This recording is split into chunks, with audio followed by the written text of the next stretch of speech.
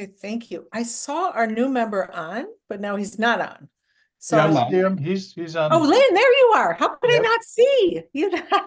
I know. Okay. Anyway, meeting is now called to order. Welcome, everyone. Do we have an approval of the minutes as submitted, or do we have any proposed amendments? Deb. It said that the deadline for submissions for the Sustainable Middleton Award was the 29th of February, and it's the 28th. And it's just the 28th because whoever got it changed thought that this wasn't leap year. I mean, there's no reason. It's just, it's in print. It says the 28th. Okay. Do we have a motion? Is that a formal motion to amend it then, I guess? Or do we need a motion to amend? If we make any corrections, I think we've come to an agreement that we will then accept the minutes as amended. Yeah. Okay, so I guess, Because interestingly, it's not really correcting the minutes because the minutes were correct as they were submitted, but the information has changed. So the question is, do you then change it in the minutes or not? Deb, you're muted. Deb, yeah. you're still muted, Deb. Kelly, do you have a? Can you just change it? Change the date, Yeah, Kelly? I'm fine with it. It's just a little piece of information. That's great. Yeah, I can change it, definitely. Perfect. Yeah. Okay. Yeah. Deb, you're still muted for some reason. Yeah. Okay. Sounds good. But she's very animated. It's great. I know. Okay. All right. So I think what we'll do is we'll just change the date and accept the minutes as submitted. As amended. As amended. Yes. as Amended. As Yep. amended. Okay. Yep. All right. Thank you. Okay. So next we'll go to, I think we still have a quorum. So I'm just going to wait for Deb, or I won't wait for her to come on. Because why don't we start with the introductions of everyone else, which Deb knows. So I would love to introduce our new member, which I'm very excited about, Lynn Wilson. So Lynn, thank you so much for joining our committee. I think you're going to love our committee. I know they're going to love you. Lynn is, Lynn, you and I have known each other since our kids were little. So, you know, I don't know, 17 years, 16 years, something like that as neighbors. Fellow Middleton people, and Lynn pays attention to what's going on around town and has a really unique eye for certainly communicating information visually, as well as making sure that information is communicated in a way that is able to be well understood. And so, of course, our group could certainly benefit from his expertise and practice in helping us do this for the community. So Lynn, thank you so much. I know this is a commitment and you're really taking a chance on this, especially, you know, you have a busy schedule too, and you're taking a chance based on, you know, my, you know, recommendation for this. And we really all appreciate you doing that. Thank you. So we want to go around and give an update or just give you like a 1-minute quick summary of all of us, but would you mind just sharing with us, you know, kind of what you want to share about, you know, joining this committee, what you're excited about, and any thoughts you have. Thank you. Hello, everybody. Thank you very much for having me. Is there a way I can share screen for like 30 seconds? Oh yeah, Kelly should be able to arrange that. Yeah. Probably have to make. Okay. So I'm a illustrator, graphic designer, and also teach part-time at UW Art, teaching what Christy just described, how to convey information in visuals, to do a variety of things, explain science, explain fundraising, or to get fundraising. And I started getting involved locally. Can you see this? Yes. Everybody see this? Probably looks familiar. So this was purely armchair stuff where I would see, in this case, a builder presenting a new plan, and many times the plans are, you know, straight down blueprint style. So I would take them and then I would make them more realistic by just showing how it will actually lay on the land. And again, nobody's asking me to do this last year. I just did it and I would fire it off to some city people and or my alder, Lisa or Opitz. And they would be like, oh, this is really helpful because it really lets us understand kind of visually how you would get from High Road over to Pheasant Branch and some of the environmental impact. Sometimes I would take videos of the farmland water runoff and just to record which direction it's running, which erosion, how it's running under High Road and crumbling it. So this was just all stuff I would do on walks and hikes just to kind of personally document, you know, where I live and what's going on. And I got the start when the quarry wanted to expand, which I know is in Springfield, but when I saw their plan in the upper left, I went on to Google Earth and was able to map the dramatic impact if they went all the way to High Road with their, you know, decades-long plans, and certainly put the people to shame of high concern if there's a 70-foot cliff off their backyard. So graphics like these have a way of getting people to pay attention and come to a meeting. I mean, that's, you know, and I always go for accuracy. I'm not trying to spin anything here. And Christy might have mentioned, I've worked with the Gates Foundation on Bill Gates' climate book, and that involved taking the book and making it making materials for it to be taught in middle and high school. And so what you see here are his 5 chapters visualized.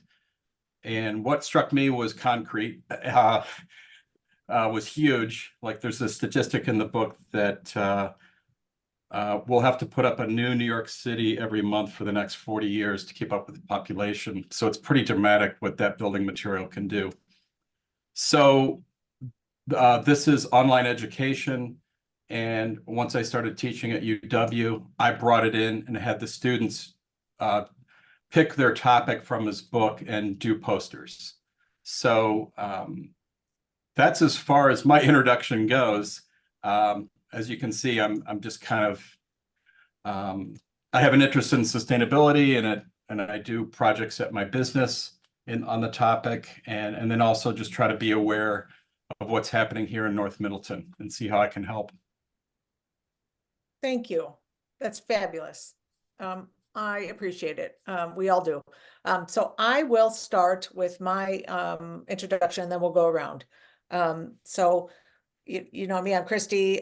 You know, this is just a personal passion of mine. I'm trained scientifically, but really where I've made my life and my career is getting people to do things and persuasion and influence. And so I am now at a point, you know, in my life where I don't have student loans anymore. You know, I can do more things that are mission driven for me, which is what I'm spending my time doing.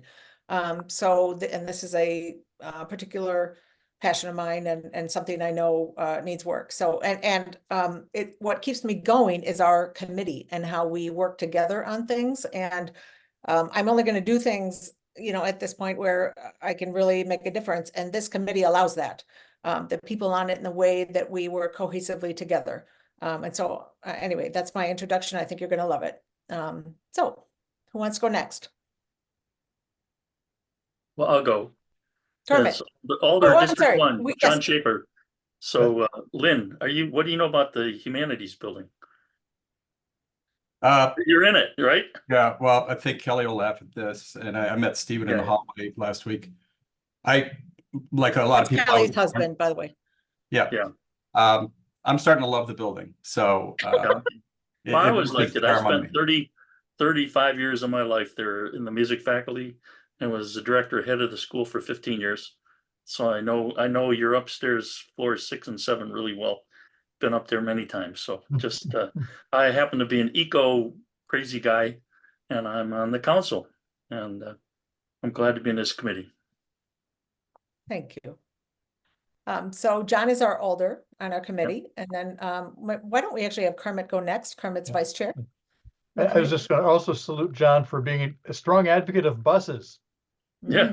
Because School buses. he's driving them. Yeah, Lynn, you saw and everyone, you saw the need for school bus drivers. John stepped up. Right. So yeah, I'm jumping in to share early because I'm going to have to leave at 7. I told Kelly, all these dates have conflicts, so I'm here at least for the first half hour. Anyways, my name's Kermit Hovey. I basically have been deep in the climate advocacy space and volunteering and sometimes even getting paid in a variety of roles related to that issue. Kind of say it's been my full-time job, whether I'm paid or not, since 2012. And along the way, I got roped into helping the climate referendum project that Middleton had, and kind of was the project coordinator for that. And that looped me into rubbing elbows with the sustainability committee. And after I hung out with the committee on a regular basis as a concerned citizen long enough, they said, well, why don't you just join and make it official so you can at least vote instead of just being a pain in the butt? Well, I don't know whether it was that bad, but anyways, so I've been here. Are you sure that's an either or? There, you know what? Good point, John. Thank you. Right. It's a little bit of both. It's simultaneous even. So yeah, so I'm still involved with a number of climate groups. 350 Wisconsin, Citizens Climate Lobby are the biggest. Faiths Connect for Climate Action kind of combines my faith community interest in this, and Middleton Sustainability Committee, after we passed the referendum, we didn't want to lose that momentum, and so we've been plugging and chugging along since that happened. How many years ago was that? It blurs. It's been 2018. 8. feels it was the resolution. Oh. 2016 was the referendum. 2018 was the resolution. Thank you. Yes. Okay. And both of those were important. So Good. Thank you. enough said for now. Thanks. Okay. So why don't we have the rest of the committee go, and then last, we're going to save Kelly for you last. She's our city extraordinaire person, staffer, who staffs our committee, but also is the amazing city sustainability coordinator who really does so much for this. So we'll have her last. So Deb, I'm going to call on, Laura, you had your hand I'll up. go. Yeah. Hi, Lynn. I'm Laura Buchholz. I'm finishing up my master's in sustainable management. So I hope to be working with small businesses to help green up their operations and things like that here very shortly. I've lived in Middleton for about a little over 4 years now, but my husband's mother lived here before. So I've been in and coming to the community for over 20 years and wanted to get involved in my new home. And this is a passion of mine. So that's how I got here. Thank you. Shreya. Hey, hi there. I'm a local high school student in Middleton High School. I'm interested in going to the medical field, but I'm raised in a family who's very interested in sustainable practices. So consequently, I got very interested and I'm passionate. So I'm part of the committee as our high school representative. And Shreya is, are you the president of the Middleton High School Green Team? I'm I'm not the president for they wanted to pick a student that's not part of the committee just to get like high school representation. So I'm one of the leaders of like the school district sustainable committee. So okay, all right, you're the liaison. Okay, great. Thank you. I'm gonna call on people. Deb. Can you hear me? Yes. Yes. Oh, working. All right, good. Deb Weitzel, and I was a teacher at Middleton High School for 33 years. I moved to Middleton in 78 when I got my job at the high school, and I taught environmental studies and chemistry. And it's just been my passion for all these years, and I'm very pleased to be on the Sustainability Committee. When I was teaching, the first student that was able to be on the committee, I was able to choose that student. And so through the student, I got to be on the committee, sort of. So it's been a long time, but this is my third term in office, I guess, and it's ending in 2024. So we'll see. What about Pheasant Branch Conservancy? Can you just chime in on that quick? Oh, yes, I'm the education chair for the Friends of Pheasant Branch, and we do all the field trips and things and education around the conservancy. So, and we have the Sustainable Middleton Award that we could really use a cool poster for that Lynn was showing us. So you want to do something like that? No time is wasted with you here, Lynn. Yeah, there you go. Okay, Dean, let's have you go next. Hi, Lynn. My name's Dean Cron, and I'm a retired addiction psychiatrist and professor. Had clinical research, teaching, administrative roles over the years, and I'm a member of an organization Kermit recruited me into as the Middleton Community Working Group for Wisconsin 350. And I'm motivated primarily by 4 grandchildren, 5 and under, who, when I look forward into their future, I feel like I really need to do something before I'm gone.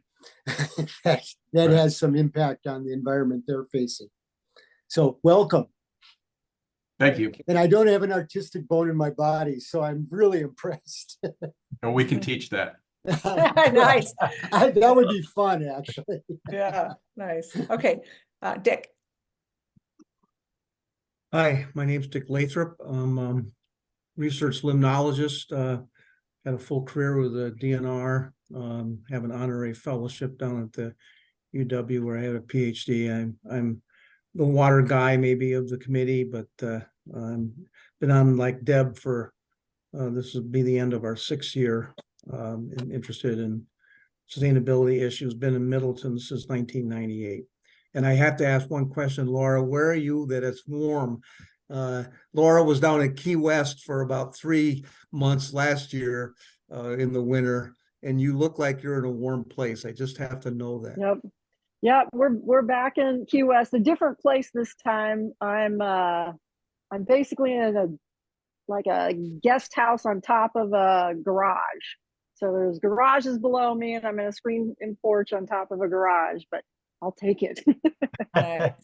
Well, I noticed you weren't on your bike, so that's what's. Yeah, Yes, right. I wasn't Right. pedaling or walking or anything That's like right. that. So Your Yeah. walking Yeah. desk? yes, I have a Nice. walking desk. I love that. But I've been on my bike a lot down here. Good. I bet. Kelly. Hello, Lynn. Nice to meet you. Steve said he saw you in the hallway, and my background is in landscape architecture, so I really appreciate your drawings because I'm always talking about how so many of the drawings we show the public are in plan view and not in like section or all the other terminology for ways to show 3D imagery, so you can feel spatially how you would feel in that space, which is, I did a lot of drawings like that, but I just don't want to do any more. So I'm the sustainability coordinator, and I've been working at the city for about 5 years, and I've worked on climate change for over 25 years. I've been a farmer, I've been a designer, I worked in the green building industry for almost a decade. So I'm really a generalist, but really engaged in trying to figure out ways we can work with the public and stakeholders to try to work on climate change, but make everyone feel a part of it and engaged and involved in the city. So that's my spiel. Did everyone go? I think so. Okay. Yep. Okay, thank you, everyone. And I Yeah, hope thank you you. feel welcomed, Lynn. Thank you. I do. Yeah. And so, okay, so we'll move on to our next agenda item, which is public comments. And I don't see any members of the public here tonight, unless speak up now if I'm somehow missing it. But I think we can move past that item tonight. Okay. So next, let's go to Kelly's staff report. And Rob. actually, sorry, Kelly, before I say that, Kermit, you have to leave. We don't have anything to vote on tonight, right? Kermit has to leave at 7, Yeah. Trey has to leave at 8. Does that still, so we can finish by 8? But I think we just sort of power through. I think we'll do Yeah. that. Okay. So Kelly, go ahead. And excuse me, Christy, customarily, we have the report, staff report, subject to questions, or at least I thought that Oh, was the yeah, I mean, last I model guess we were that's what I using. meant. Yes, who has questions or comments or feedback for Kelly? Kelly, do you want to put up your report on the screen? Yes, thank Anyone you. have questions tonight? If we have no questions, it was a very, thorough report. We could move on to the sustainable purchasing policy update. Oh, Laura, go ahead. There we go. Okay, just one kind of general and then one a little bit for elaboration. One question just on the staff report for section 1. Could you explain what naturally occurring affordable housing is? I've seen that a lot, but I don't really know what it means. Yeah, it's the housing in any city or town that is the older housing stock. And the reason it's considered naturally occurring affordable is because it's typically buildings that offer lower rents, oftentimes because maybe they aren't as in good condition, and that tends to be where where the housing rate falls is at a more affordable rate. And a lot of those buildings, it's a sizable amount of housing stock in Dane County is naturally occurring affordable housing. But with a lot of new building going up, we feel it's really important to preserve the naturally affordable housing, because it is some of the last remaining housing that is affordable, but it needs to be preserved and made more energy efficient, so that a lot of those types of buildings have really high energy bills because they don't have great weatherization, they're older, they don't have good up-to-date HVAC systems. So a lot of them need a lot of work, but we also don't want to see them taken down necessarily because they are naturally affordable. Okay, good. I just didn't know what that was. Now I do. So thank you for that. And then my other question was just, could you elaborate just a little bit on the Lakeview Village project and the issue that we're having with it? Yeah, that project's had several issues, mostly because it's a really new type of project.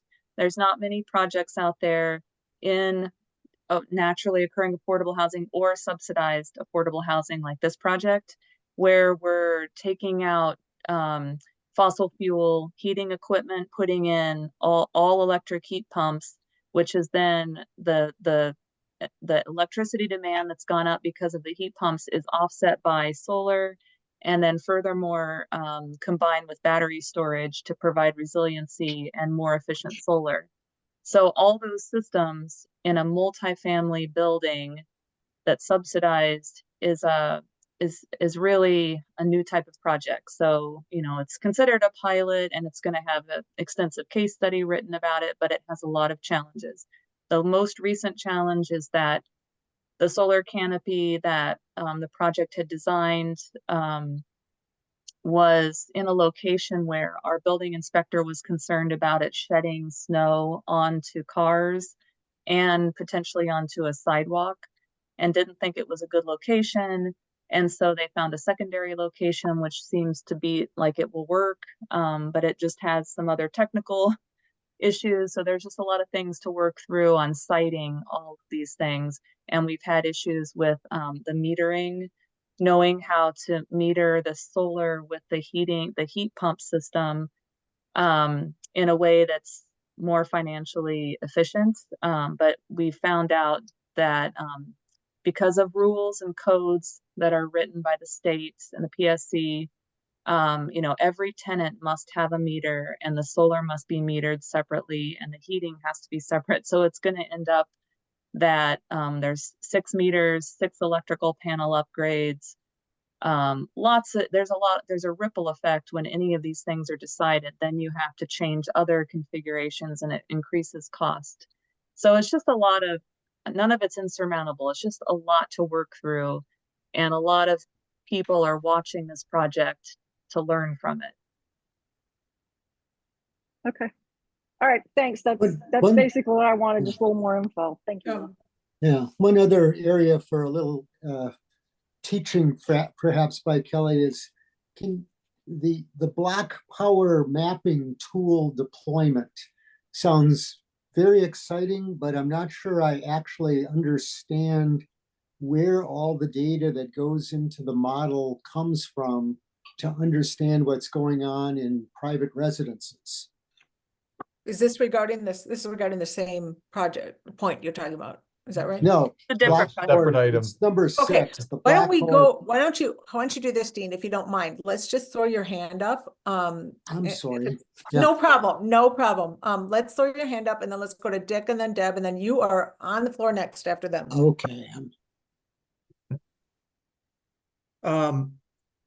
Okay, on number 1, Kelly, I think it would be worth giving a little more information about our meeting, because our light bulb project, we have a bunch of, for Lynn's knowledge, we have a bunch of light bulbs, LEDs, that we got as a committee under a subsidized thing that Deb was promoting, and we're storing them at the recycling center. We're trying to get them, the idea was to get them into older housing where lower income people or students or people that have issues about paying their utility bills might benefit from getting older bulbs converted over to LEDs.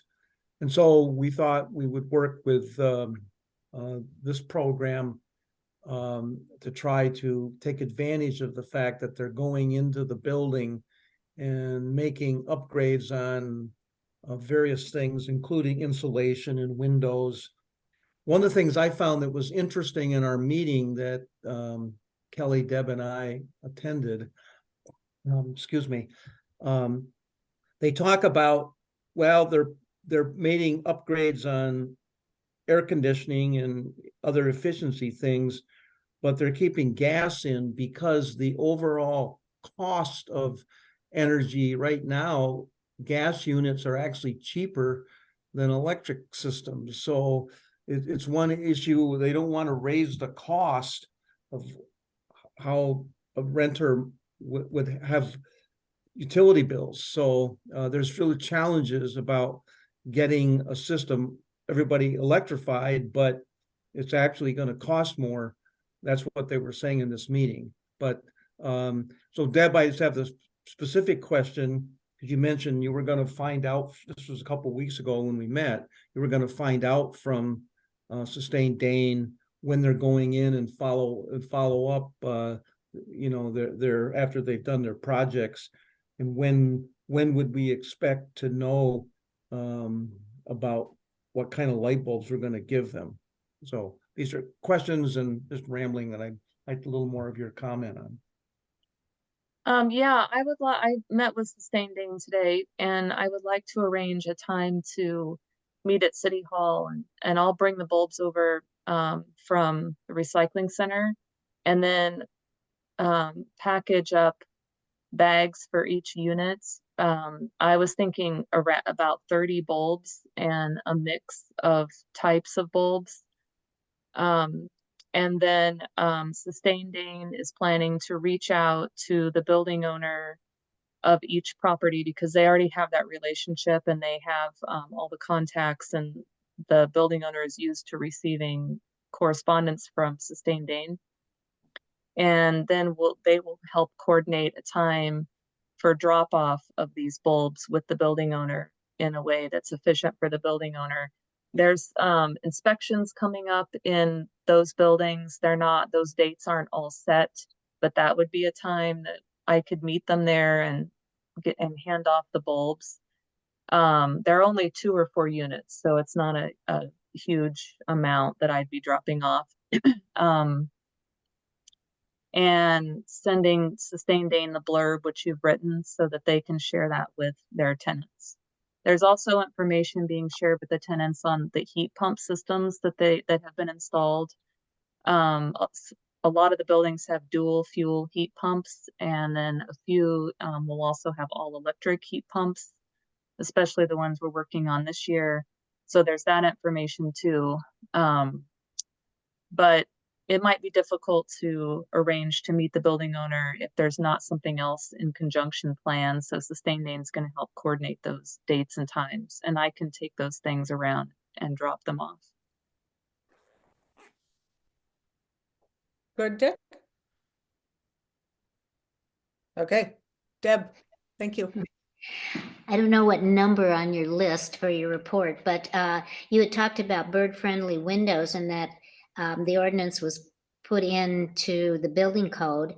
And I'm just wondering, is that a done deal, or does that have to go through some approval process with the council, or what? Oh, well, funny you should ask, but things have changed since I wrote the staff report, which I think was yesterday. There were some concerns about the bird-friendly glass from developers after it was changed back to make it a requirement. And so now the planning department and the city will be required to hold one more public hearing where members of the public and developers, anyone who wants to show up can come voice any concerns about anything in the zoning code ordinance. Primarily, I think the new there were some minor changes, and then there were things like the bird-friendly glass, which went from a recommendation to a requirement. So that needs to happen now, which is not what I wrote in item 10.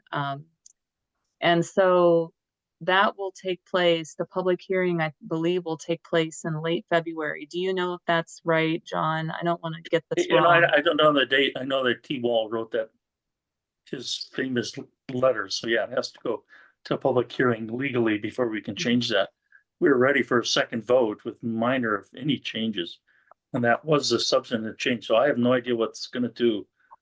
I don't know that we can approve the whole rezoning thing and leave this one thing hanging.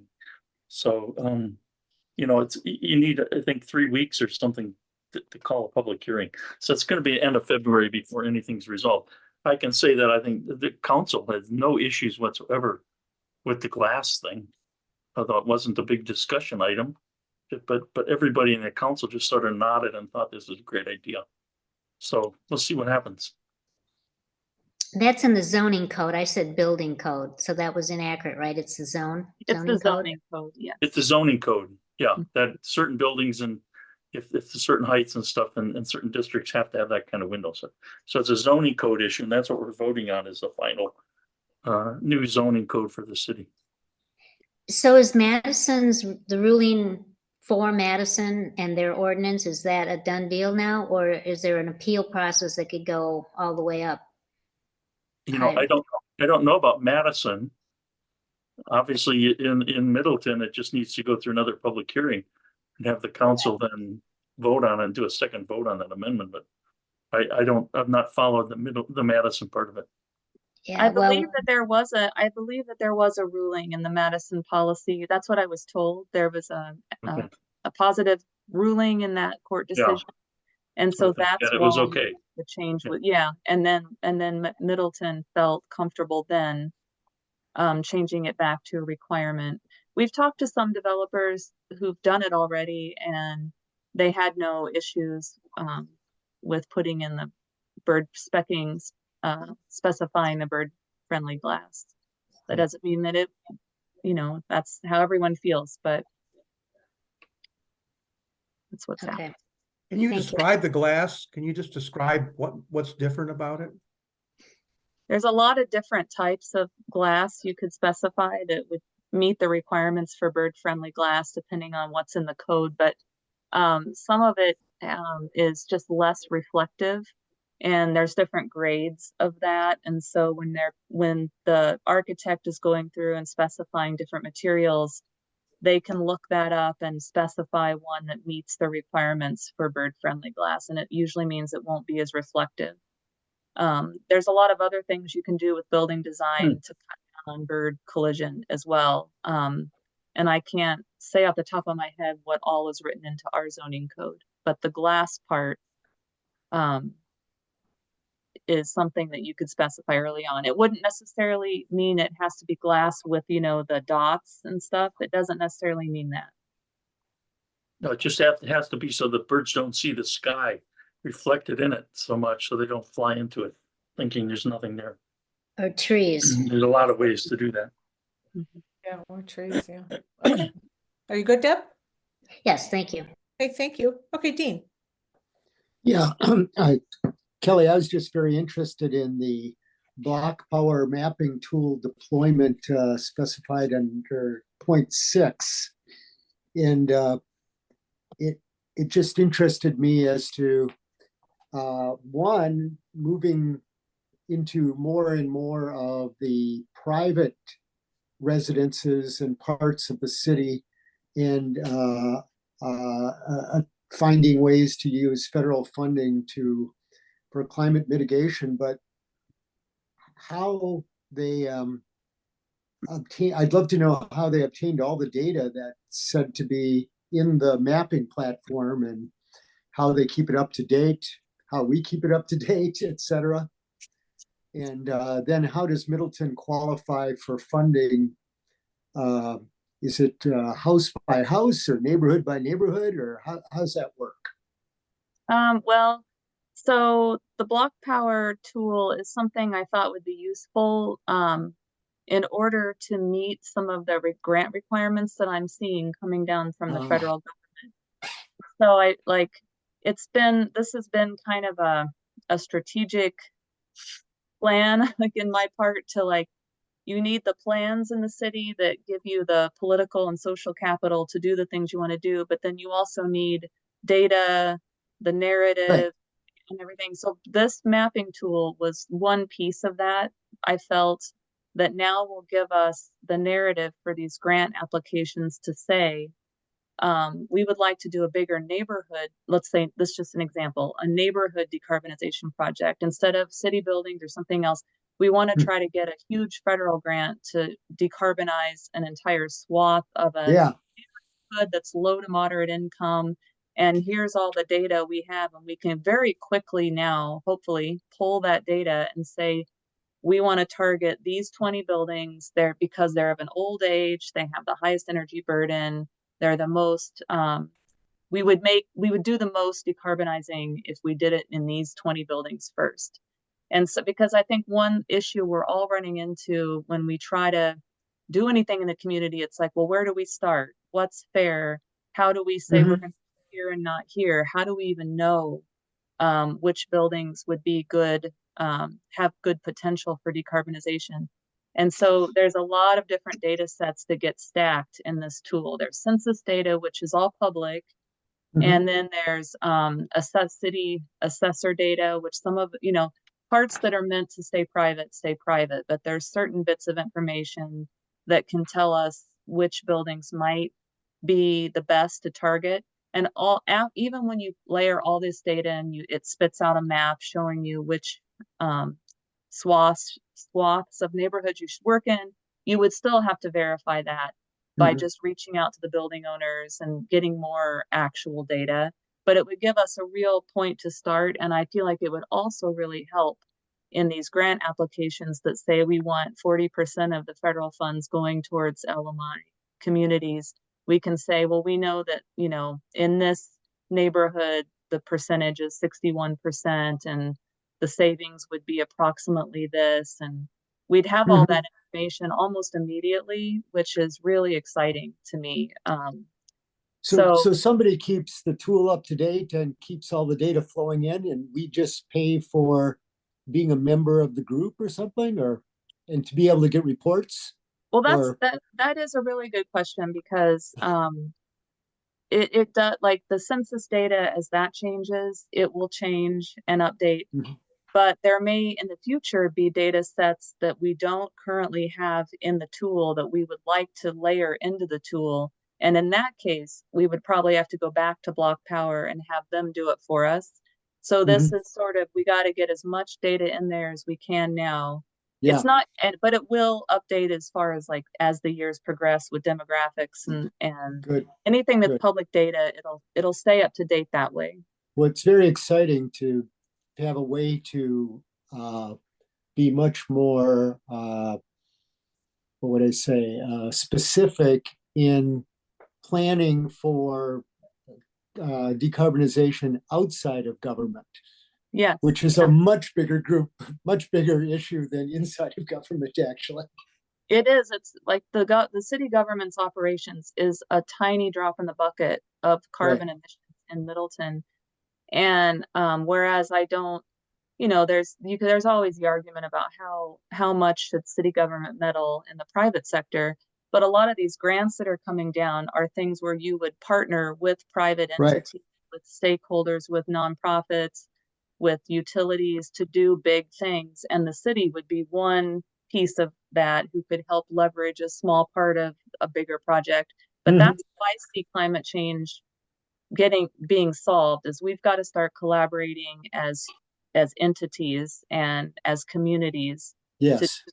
And there has to be stakeholder engagement early on, and program design early on. There's, I could go on forever, but anyway, I just feel like we're slowly getting the pieces of the puzzle together and getting the tools we need to then be able to provide the information. When we started the Efficiency Navigator project, we reached out to MOM, now Way Forward Resources, and they have a wealth of data for the residents that they serve, and they know who is food insecure, they know who's getting evicted, they know where to work, and a lot of that data is private, but they have that information, so they are absolute, like, we need them as partners on this type of thing. But all these tools were really important in figuring out the eligibility criteria so that it was fair as we could make it, and not just let's work here because we think these buildings look like maybe they could use some upgrading. Right. Needed to be a little more specific than that. It's very exciting. I bet it's really exciting for you. It's perfect. So exciting. Yeah. And I'm not, like, data is not my wheelhouse or something I'm super comfortable with. And so I feel like I've really gone deep into what does it mean to have data and use it. So for me, it's really exciting, but also a little bit intimidating. Well, good for you. Good work. Yeah. Thanks. Yeah. Okay. I don't see any other hands up for Kelly's staff report. So given that, let's move on. What I'd like to do is just do a quick insert because Shreya has a hard stop at 8. And I know you said you have actually you said you have a music. You haven't, what do you have to do? We have like an orchestra. Well, we have solo and ensemble like later in the month, which like an orchestra competition. But I have like quartet that I'm like rehearsing for like a video for like a competition. Yeah. Well, our older will especially appreciate that. So Shea, what do you play? What do you play? I play the violin. I play the violin. Oh, good. Yeah. I'm an upright bass player, but wow. I was a music professor for 30 some years. So I also sing, kudos. but mostly violin. That's okay. Keep playing the violin. It's great. Good luck with it all. Thank you. Yeah. Okay, so I'm going to insert you and you have the floor now, Shreya, and then whenever you need to go, you go. Okay. Okay. Sounds good. Because we still have a quorum. Let me make sure we have a quorum. We have 1, 2. Yes, we will. So whenever you need to jump off after your update, go ahead. Sounds good. Okay. So the school committee or the school green team has 3 committees, like you all know. So I wrote this down, sorry. The plastic committee is working, we have a marker recycling program that I've mentioned before, so we're still working on that. We're collecting money for the tracks competition. I think that's coming up soon. So there's like there's a $10,000 monetary prize. So we're working on that. There's a garden committee that's also so most of the green team is working on writing grants for money because we seem to not have a lot of funding right now. So the garden committee is working on working on grants for new materials to start working on the garden. And then we have an environmental education committee, and I think very recently, it was a week or two ago, we went to visit multiple elementary schools and we gave presentations about the importance of sustainability to the elementary kids. So that was great. Also, I read Mr. Spittler's email about the $6 million in restricted money that they were using for the athletic facilities. All the students have been busy with finals, so we haven't really been, I know Amnesty International Club is working on that, but we haven't heard much about that once it's gone up to the school board. So I don't know if we're allowed to discuss that, but I'm not really sure what's happening there and how I could help out in that scenario. That's all I Okay. have. I just wanted to discuss that if Okay. possible. Okay, Dick? Yeah, Shreya, what is the position of the green team on the $8 million or the 6 million, whatever, for the artificial turf? We had somebody, we were discussing it before the meeting. One of our, Kevin Spittler, who often comments on different things we're doing, he mentioned that he would like to see, and Kathy Kuntz of Dane County, is working on all the county initiatives for sustainability, was suggesting that money be repurposed in ways that are more sustainable. So I'm just curious from your perspective and at the school, feeling like the green team, have you made any suggestions that the money be spent otherwise? I'm just curious. Okay, so we haven't, as a green team, very much discussed this, but some of my fellow peers and I, I don't know if specifically, but we were originally talking about solar panels for the school for this money instead of, I don't know if where the turf came from. I wasn't familiar with that. They originally we're talking about solar panels. But I don't know where that exactly went in this discussion, but we haven't talked about the turf at all. Not yet. No. Well, I have a little background. Okay, can I just follow up a quick question? Maybe Yes. you can answer this. There was a mention of it being restricted monies and versus unrestricted. And I'm curious when the referendum went by, it sounded like what Kevin was mentioning was that the money was restricted to certain things. And I'm curious to know, maybe Dean, where that restrictions Or Deb, limits do you are. know? Or Deb, do you know? Oh, we can't hear you again. Okay. Dean, why don't you chime in while Deb's getting going, and when she comes back? Okay, well, actually, I don't know about restricted versus unrestricted, but I know that the 6 million was left over from large building projects and can be used for example, athletic facilities. And originally, that was a plan that was brought forward, and there was no other competitive plan. So the people who wanted to have athletic fields, and there's some good reasons behind some of it. One of it is equity, and the girls softball team has to get bused or find their own transportation out to the fields on Airport Road, and the boys play baseball just outside the high school back door. And one of the ideas is that they ought to have a field at the high school for girls softball. And they also think that the tennis courts across the street from the high school need to be fixed. And I think everybody who's a tennis player seems to agree on that, that there's a problem there. But then what was interesting is if you take the $6 million and spend it on either solar or geothermal or heat pumps or anything that qualifies for IRA money, you can get essentially $2 million back for use on anything you want, which would pay for the vast majority of what they wanted to have for the athletic fields. What we didn't want it to pay for is for putting in artificial turf, which is a damager of water sheds because it sheds some of its plastics into the stream. And secondly, it will increase the rate of water runoff, and those fields are right next to the creek. So we didn't think that that part of it was advisable, and Kevin has been leading efforts to talk to the school board about that. And the next school board meeting, I don't have the date where they're going to discuss it, is within 2 or 3 weeks. And that's why Kevin's trying to get support for,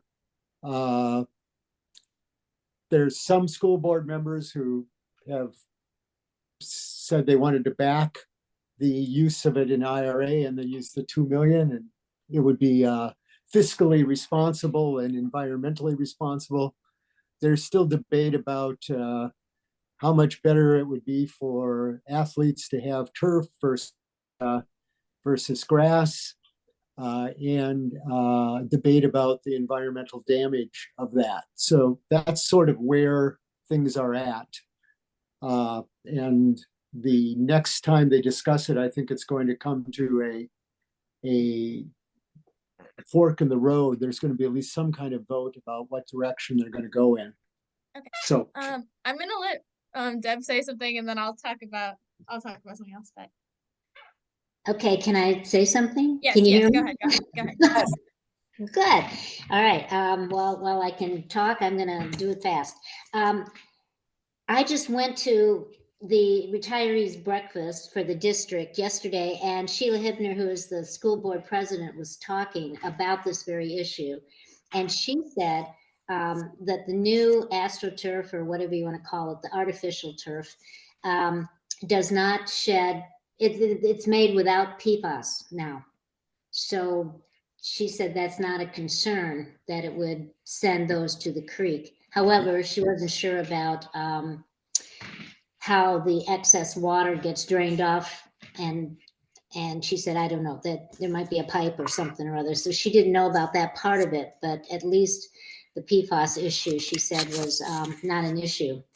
The question I had was, I haven't heard you say anything about the composter. Is that a dead issue? I asked Sheila Hibner about that, and she said that they looked for a spot where they could house it, and they couldn't find one. And I'm thinking that school is so huge, you would think there might be some spot. And there's so much money in this referendum leftovers that you would think they could get money out of that for the composter if that's still an issue. So what's going on with that, Sharia? Okay, the composter, it is not a dead issue. It is still going.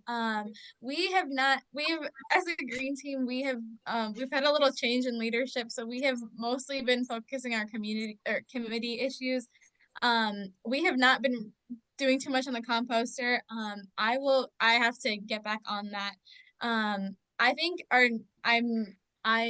next step would just be, we wrote up a letter to send out to the families.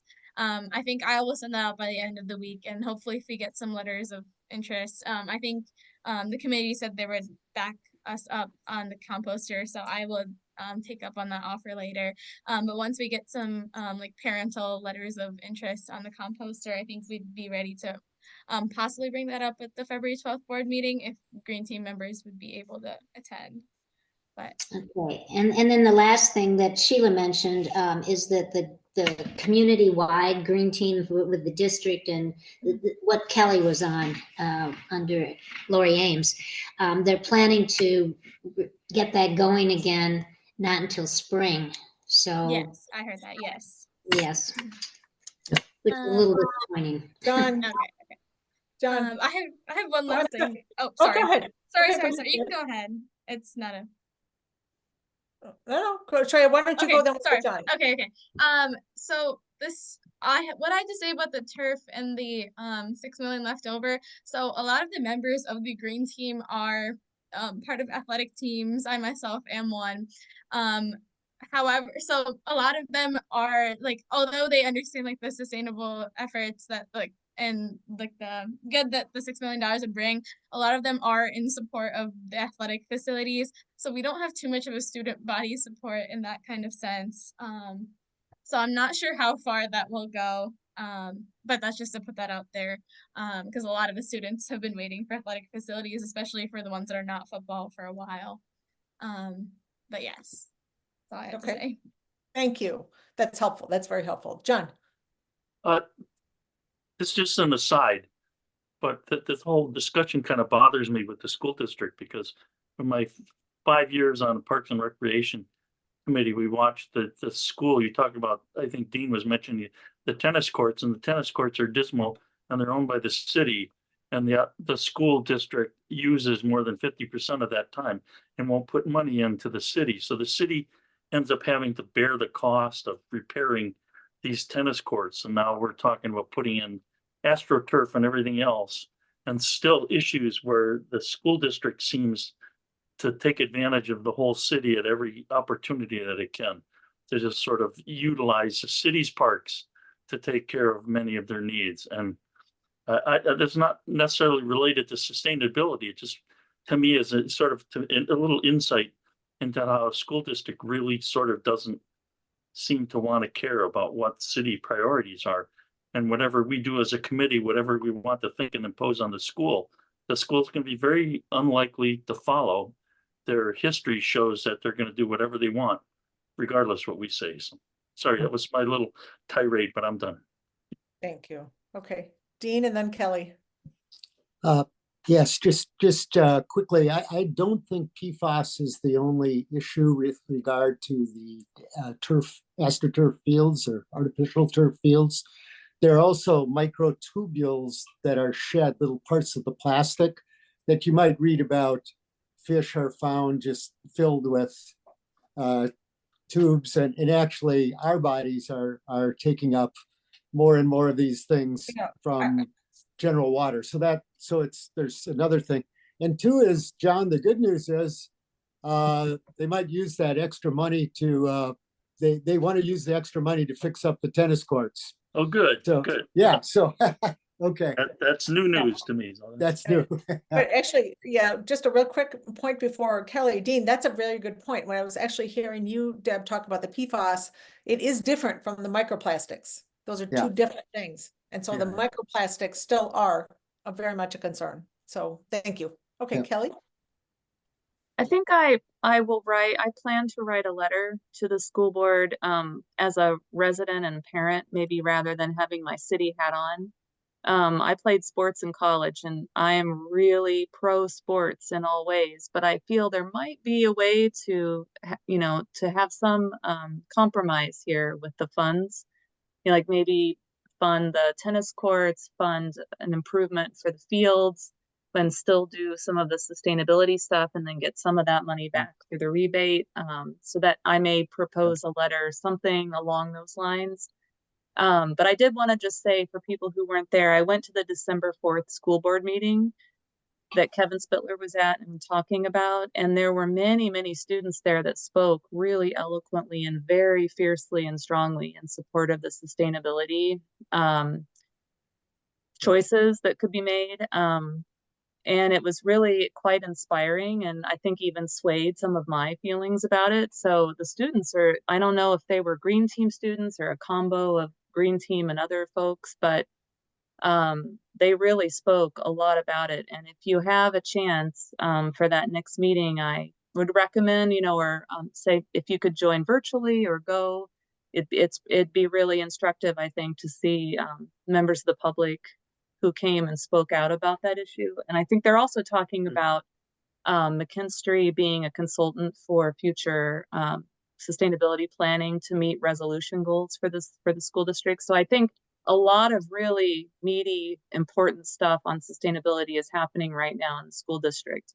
I don't have a ton of capacity to really dive into that. Hopefully I will once I get on that school committee along with other community members. But, you know, I just want us all to maintain, be in touch and at least informed by what's happening at these meetings. Cause I did not know there was so much student engagement on the sustainability funds versus the athletic field funds and stuff. So I'm hoping there can be some kind of compromise. It doesn't necessarily have to be all or nothing. So that's it. That's a good point. Yeah. Laura. Yeah, just another point. I mean, I don't have any kids at the school, so I don't know that I'm the right person necessarily to talk about it. You know, one thing that I looked up was there are significantly more injuries on turf than there Yes. are on grass. So it's like a safety issue. And if I did have a child there, I would probably be arguing for grass on that grounds alone, because those, you know, so sometimes it makes sense to argue from a little different tack. We may want it for the environmental aspect, but the fact that it, you know, you can get, you know, do solar panels, get some money back to do this. And then there's a lot of benefits to grass than to artificial turf. And safety is a major one that I think parents would respond to. And the students themselves might respond as well if they were aware that, you know, a significant injury is much more likely on artificial turf. They may not be aware of that. Yeah. Okay. Thank you. Especially if it's well-maintained grass. Yeah. It does depend on, according to a neighbor of mine who I asked, who's UW PT, MD professor who actually works with the NFL on ACL stuff and all this. But yeah, so like the best turf is potentially better than the worst grass, but the really good grass is usually almost always better than, you know, terrible turf. But I will say I am, and I want to move on from this topic. Thank you so much. But I'm the boys soccer. My son plays soccer. He's a sophomore. I'm the boys soccer rep, the booster club rep, and so we have monthly meetings. And the Jamie Sims and his deputy come to every meeting of ours. And so we've heard about this project or this money for a while. And what they don't really want to say publicly, but he has stated to our committee or our booster club, is that actually this girls softball, I think the biggest issue that I want to see funded is the girls softball field, because that is actually a Title IX issue. Yes. You know, they say, well, it's potentially a Title IX issue, which means it's a Title IX issue. And so, you know, there's no reason that the girls should see the boys practicing right at the school. And then the girls, and I know this because my son's, all the soccer has to go play down on Airport Road. They do not always have buses. So us parents are scrambling after school to try, and this is an equity issue too, as Dean mentioned, because, you know, not every parent can just run out in the middle of the school day and they don't let you take other kids. You're not, because of liability. So each parent has to drive, or somebody has to drive each kid. You know, if you're playing by the rules. And so this is just, you know, to have these fields at the school is, you know, of course, sustainable without the gas and traffic and everything else, but also very much, I believe, an equity issue. So that's my 2 cents. Dick. Yeah, the other thing about grass, I mean, if you deep till it, when you put it in, so you can get a, you know, a much higher infiltration rate. And from a water point of view, I'm glad Laura brought up the safety issue, because I was going to bring that up too.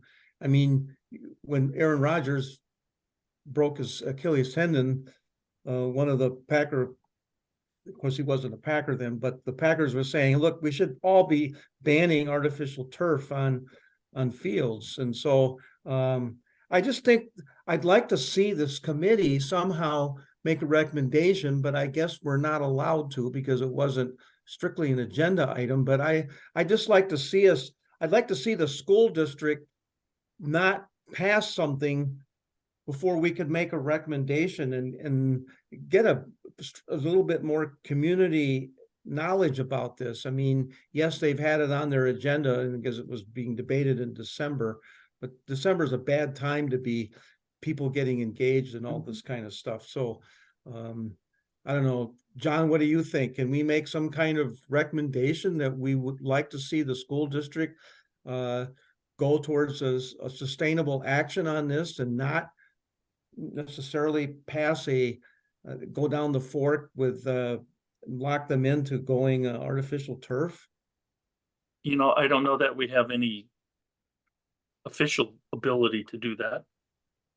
I think that we still have these minutes. I think that somebody, you know, even Christie could send a letter, said we had a big discussion at the board, and we feel very strongly this, and we just simply want as a group to put our opinion in. We have opinions. That's different than a motion, and I think we could do that. I mean, I think you could take some kind of a straw poll to say how many of us support that kind of a thing, at least sending a letter to them on behalf of the committee. That's an informal letter, but it still has some weight, and that's, I think, as far as we can go. This discussion has been very helpful, actually, because I have planned on sending a letter, but this discussion has informed my opinion of it, and so I like that idea. But so you could send that letter and not append our names as the committee, but all of us who are on the committee as individuals, you could append names and sit there and say, we all, as citizens and on this committee, feel this is important. Yeah, okay. Is everyone, I mean, I don't want to vote on it, I guess, but is there anyone who does not want their name added? Okay, thank you. There you go. So that's something we can do, I think, so. Okay, thank you. That's helpful. Lynn. Thanks, everybody. Lynn, do you have something? Oh, I'm sorry. I'm not the water person here, but I had Google Maps open on the side on satellite view. Just, I know infiltration and groundwater recharge is an important issue. And I was just looking at some of the recharge open areas around the high school. And my eye immediately went to North Middleton about, you know, I don't know, 300 to 600 new rooftops are going to go in all those farm fields, taking away infiltration. So that could be something mentioned as in the pro column of going with normal grass. Yeah. Okay. Yeah. Water Resources Commission even reacted to this? Do we know? I don't know. If you want to follow up, find out and follow up with me, Dick, I can include that in the letter. Kelly, can you have contact with this, you know, the city engineer? I mean, he would be knowing, assistant engineer, he'd be knowing whether, because he's the one that staffs the Water Resources Commission, right? Can we find out from them if they've even done any reaction on this thing? I mean, it's part of, it just feels like that this whole issue is a big one for the community, and we ought to be getting a full set of information in front of us. I'm just curious about the restricted versus the unrestricted aspect that Kevin raised. I just like to see us not the school district not allow or go ahead on this before we have a better and more informed community decision process. Well, you know, there are, if I could intercept with you know, code, that amount of percentage of an acreage in a given zone that has to be water permeable, and that you can only cover so much of a given amount of land depending on the zoning and the coding. I have no idea exactly where this is going to go and what percentage of the school's land, but there certainly are restrictions as to how much they can send. You can't just pave over a whole backyard and say no, water can't get in through here. There are zoning issues related to that.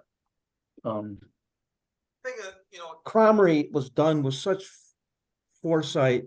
I mean, all runoff from the parking lots and the rooftop are channeled into infiltration basins and rain gardens. That's right. that are maintained by students and with the help of Pheasant Branch Conservancy experts.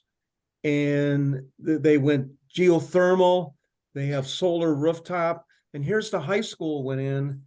And quite frankly, I'm I mean, I'm sure they did lighting and stuff like that, but it doesn't feel to me like the high school has stepped up to the level of challenges that we're trying to do as a community. And it just feels like this is another one. They're just moving ahead because it's expedient. And yes, I think, Christy, you made a really great point. We should be figuring out ways to make equitable sports facilities that are safe and nearby and get rid of all this bus transportation. That's carbon right there. So, you know, if the space is there, then just do it in a way that's environmentally good. And I think we should somehow communicate this discussion was heated, use words like heated, and feeling like this is a really strong, important thing to do.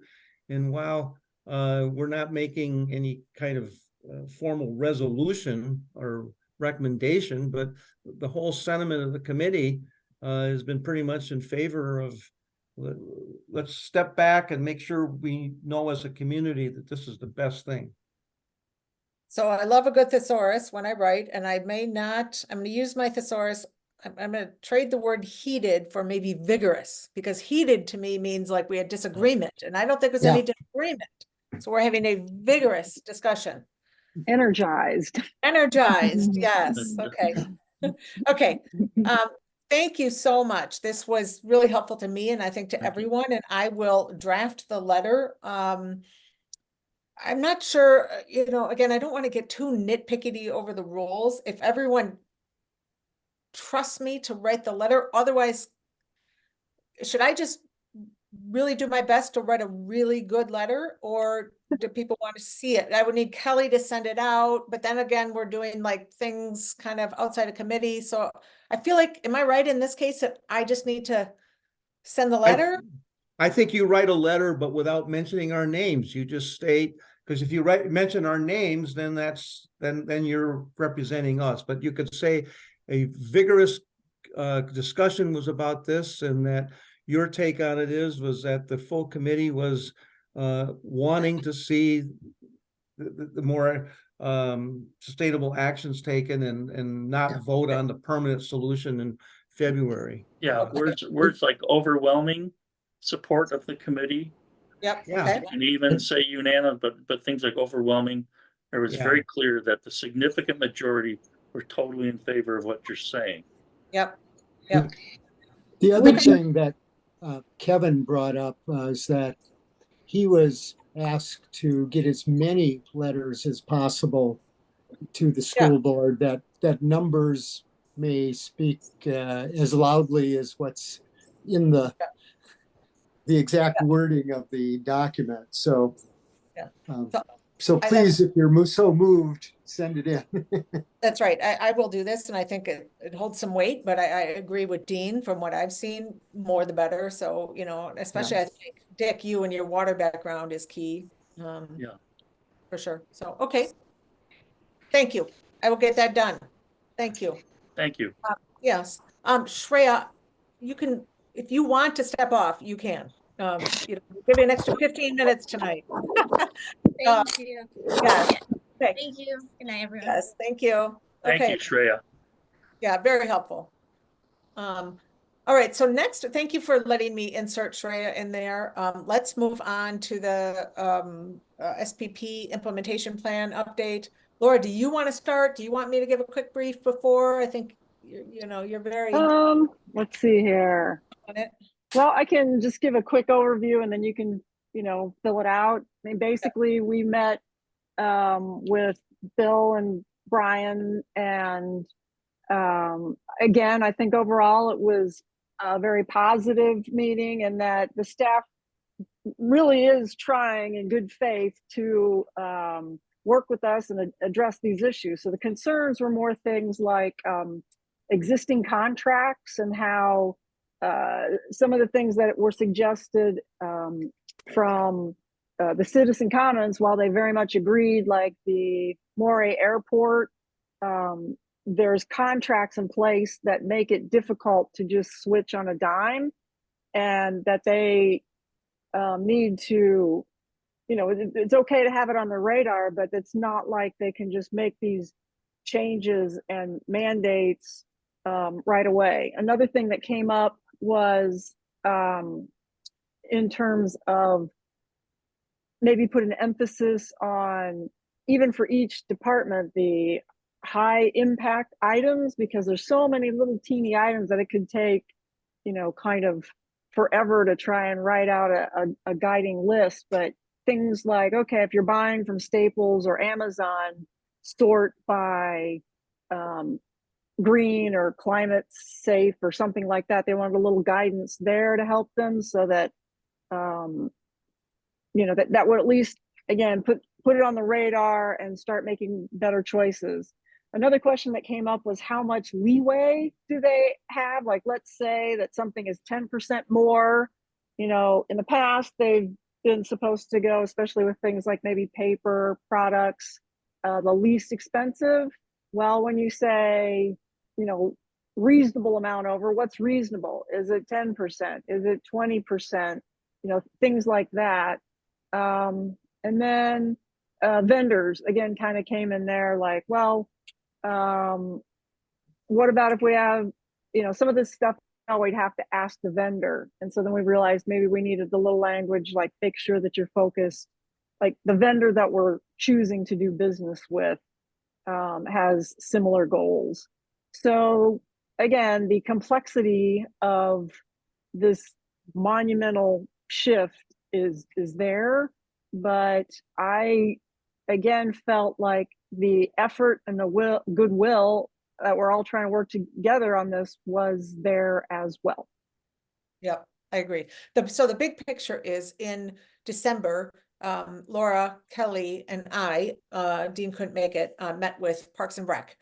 Just to go over, we have this big sort of massive plan draft. Well, how do we make this workable and usable, and something that, the staff and the people are actually going to do, and that it's, a reasonable plan or implementation plan. So we met with Parks and Rec, thanks to Kelly, and Kelly was there too, in December.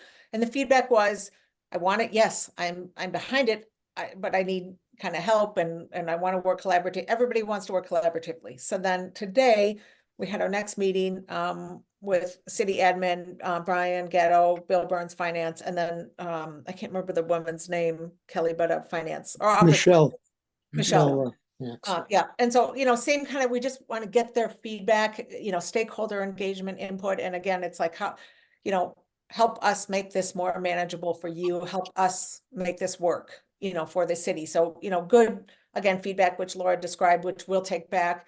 Then the next meeting, which, I feel fortunate, Brian Gatto is really leading the effort with Kelly to get us access, in a way that, everything moves forward, is with Public Works, and so that will be the next big meeting to gather their input, feedback, express our desire to work collaboratively with them to move this forward.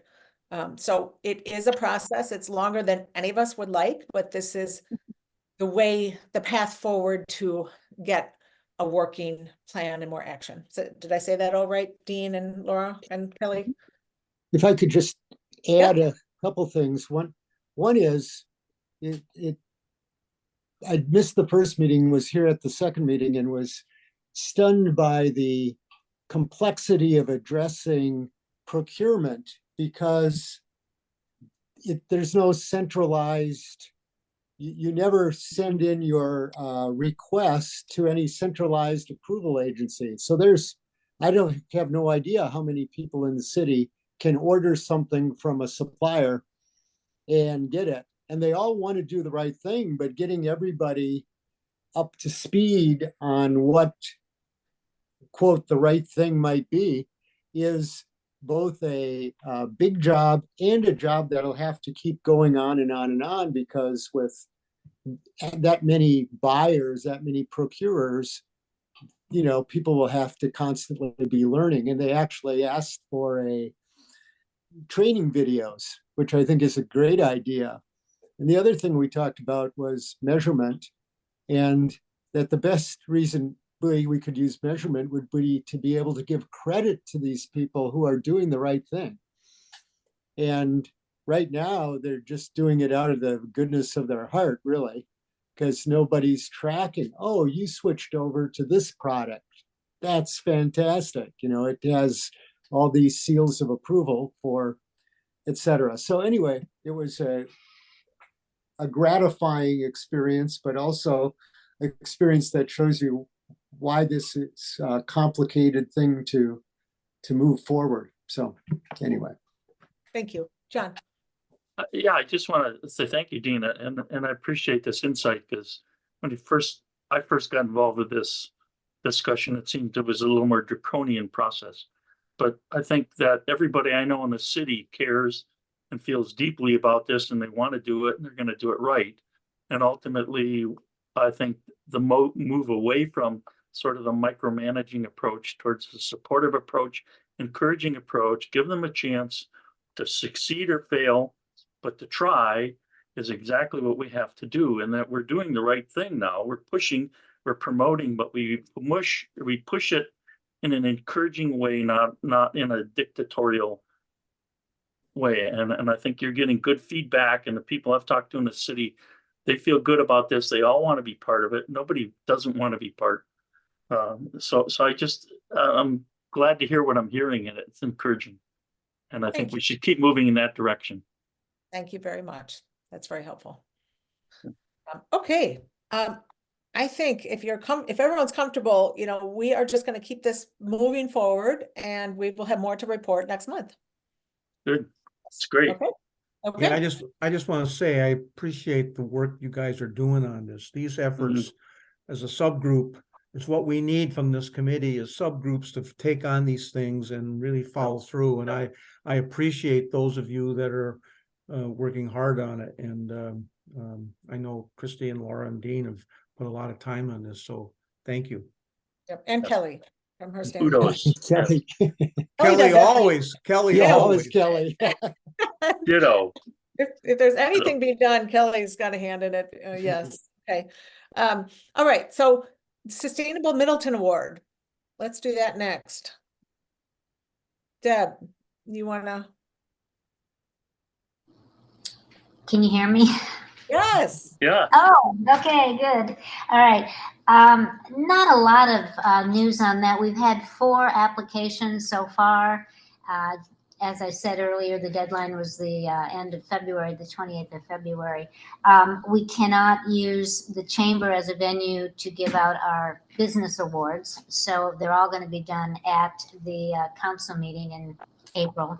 We're going to try to have it as close to Earth Day, I guess, as possible, as an unveiling of the winners. So I don't know, Dick, if you want to add anything else. We're going to be meeting twice, once for selection, but also once just to clear up some issues that are kind of muddying the waters. We need some clarity on a few things, but I don't know. If you know people that in your neighborhood or whatever that you think would be good candidates, tell them and show them where they can get a hold of the application on the city website.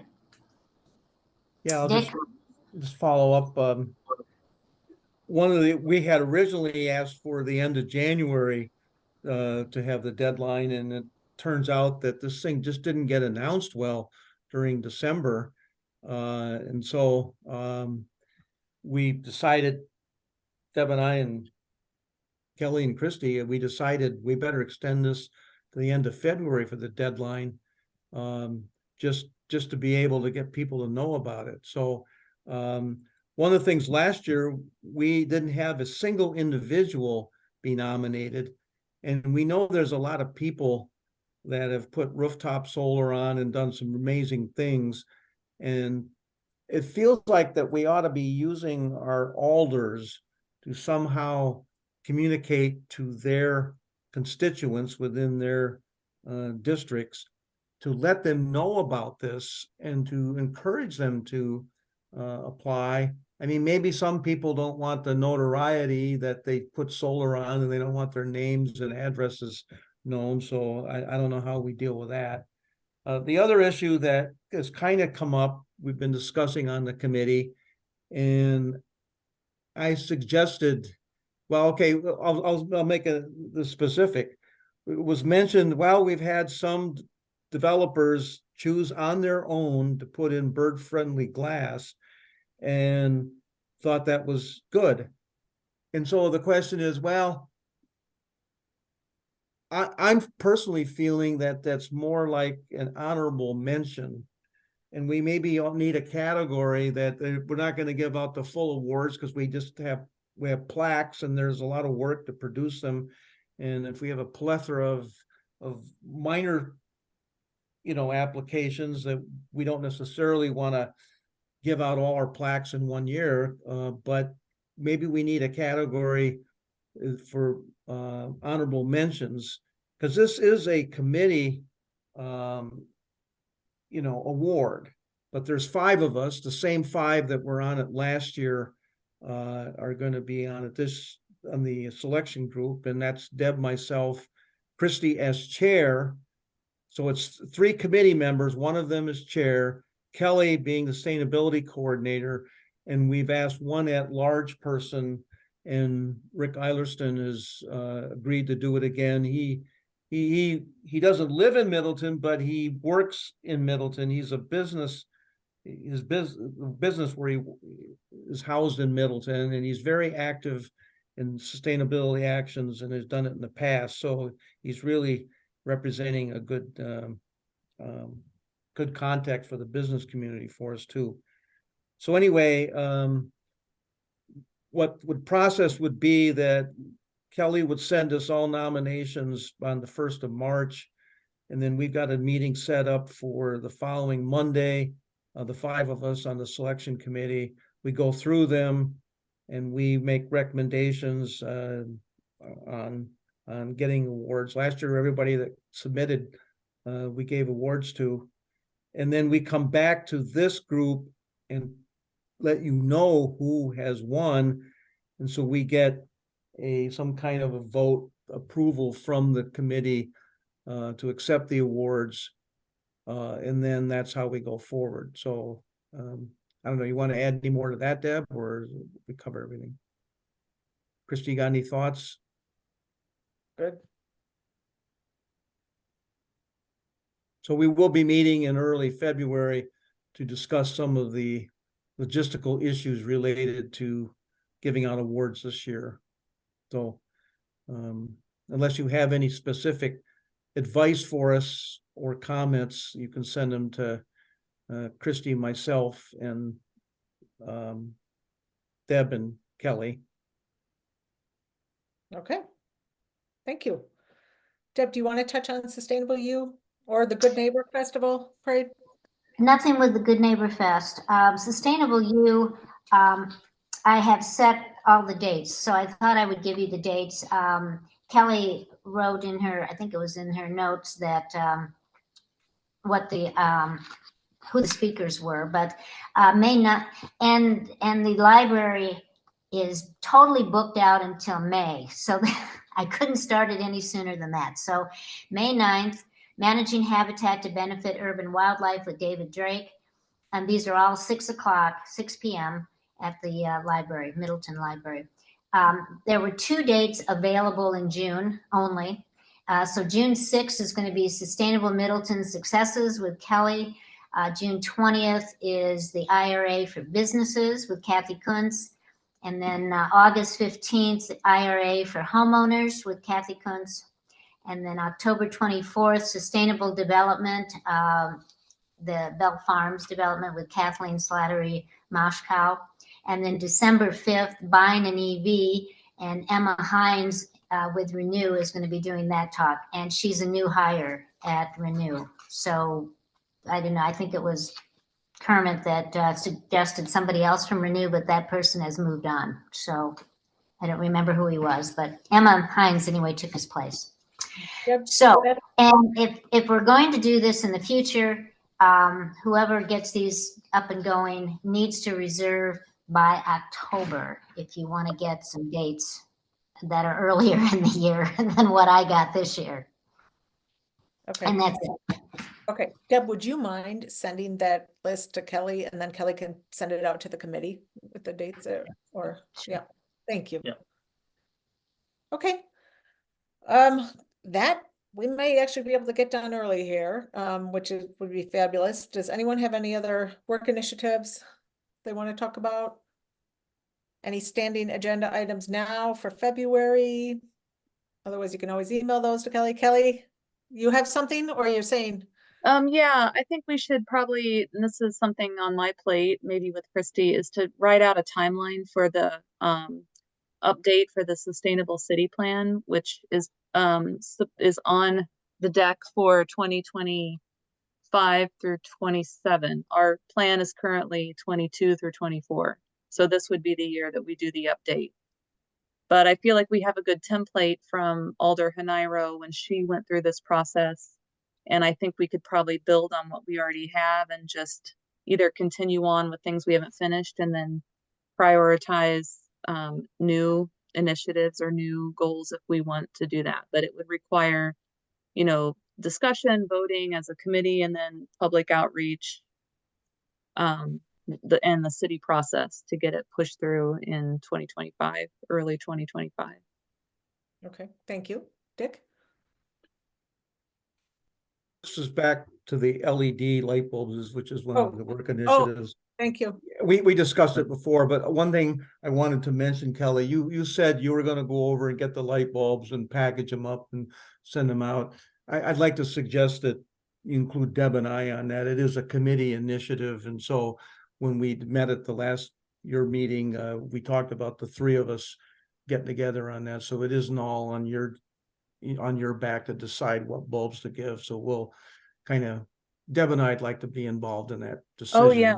Yeah, I was planning on it, hopefully, that we could find a time in the next couple weeks to pack up those bags. Yeah, okay, good. Okay. Well, thank you. I think we are done. Do we have a motion to, I can either just adjourn it or we can have a motion to adjourn, because I think we're done with the agenda. So. Motion either to one. adjourn. Motion to adjourn. Second. Second. Laura, okay, All in favor. You know. Aye. Hi. Okay. Good night, guys. Thank you, Aye. everyone. Have a good night.